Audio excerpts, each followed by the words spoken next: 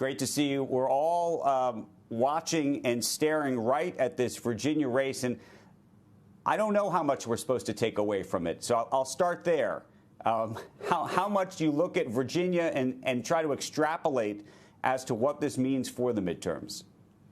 Well, let's start there. There have been 4 times when the party that's been on the outs has won the House from the incumbents, 4 times in the last 50 years.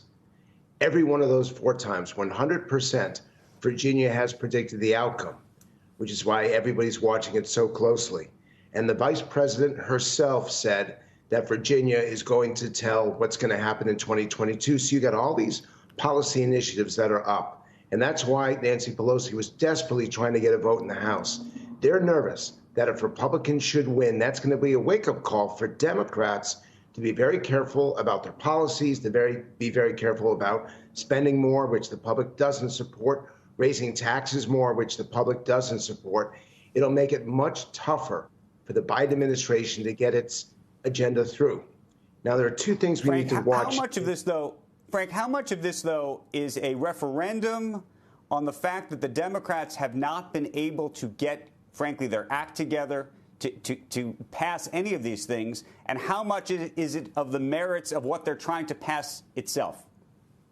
When you're trying to win a state that is maybe 2 or 3% leaning Democrat, it's not really about the policies. It's not really about what's been passed and what hasn't. And let me take that back. It is about the policies, but it's much more a statement about Joe Biden. And his numbers have been falling faster than Wile E. Coyote in a Roadrunner commercial. But the problem for Republicans is that the only individual less popular as a national figure than Joe Biden is actually Donald Trump. His ratings are even lower in Virginia than Biden's are. But this is a case of turnout. And this is going to tell us whether the year 2000 was an anomaly or whether it's here to stay. And what has happened in Virginia over the last 6 weeks is the highest pre-vote for governor in the state's history and the most amount of money spent in a governor's race in the state's history. We are setting all-time records in Virginia, and it tells us that money is here to stay, that turnout is here to stay, and that these deep partisan divisions still exist in a state that up until 15 years ago was really a bellwether for the country. Frank, now extrapolate. I'm not going to ask you to extrapolate to 22. I'm going to ask you to extrapolate out for the next couple of weeks, which is to say we still have these bills which have not passed.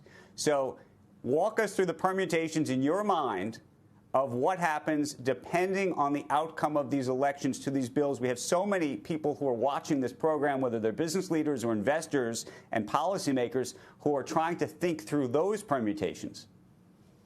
The progressives are committed to getting their vote their way.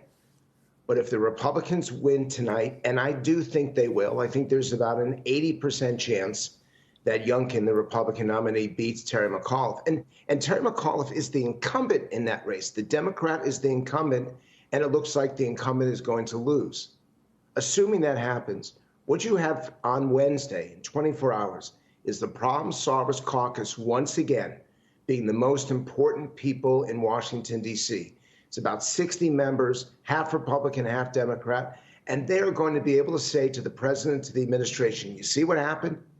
This is what will happen to our party if the progressives are in charge.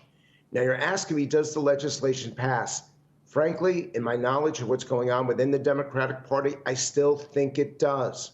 But I think it passes much closer to what Joe Manchin wants than to what AOC wants.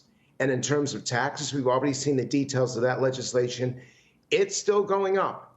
If you're watching this show, odds are you're going to pay more taxes in 12 months. But it's not going to be confiscatory. There's not going to be a billionaire's tax if the Republicans win. There's not going to be this destruction of estates and savings and small businesses if the Republicans win in Virginia. But there's still going to be a tax increase. There's still going to be this infrastructure package, and there's still going to be a smaller cutback social spending program.